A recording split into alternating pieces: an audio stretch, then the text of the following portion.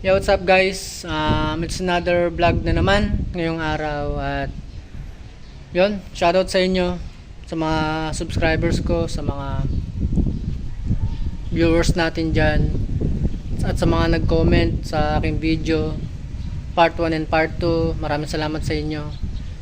At ngayong araw ay syempre nandito na naman ako sa school at binablog ko na ulit yung mga bagay na ginagawa ko sa aking trabaho dito sa Paralan Elementarya.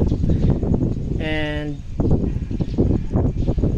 siyempre di pa rin mawala yung yung mga kababalagan dito. So tara, samahan nyo ako sa aking vlog for today. Eto na naman tayo. Mukhang di ako makapagtrabaho ngayon ng ayos kasi ang akala ko may tao dun sa high school.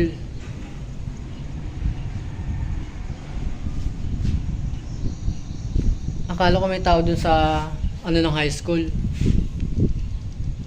Yun pala ako lang. Ako makapagtrabaho ko ng ayos ngayon dito guys. Kasi kung nakikita nyo to kung nakikita nyo tong building na to, wait lang.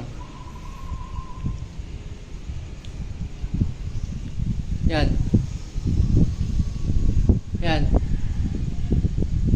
Kung nakikita nyo yung building na yan guys, may nakatingin dyan kanina, buwisit.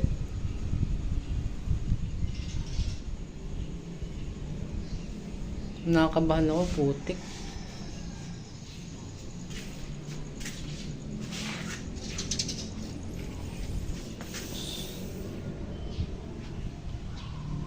Ang akala ko kasi guys may tao dun Chinek ko kasi. Ako lang pala mag-isa.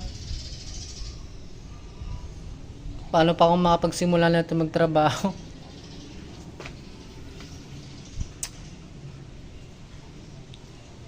Wait, pakita ko sa inyo. Ayan guys, nakita ba ninyo yan? Yan, ito. Yan. May nakatayo dyan kanina guys At mag-uumpisa na nga dapat ako magtrabaho tawag dito. Zoom natin. Yan dyan. Mag-uumpisa na nga dapat ako magtrabaho. Yung lumingon ako dyan, may nakita ako na na tao. Hindi ko alam kung tao. Sarado naman pala yung high school, yung na yan. Sarado naman pala yung gate ng high school. Buisit. Nakabahan na naman ako, buwisit.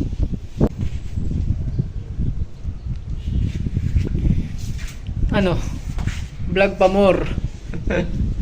Makapagtrabaho pa ba ako nito? O bukas na lang pagdating ng kasama ko?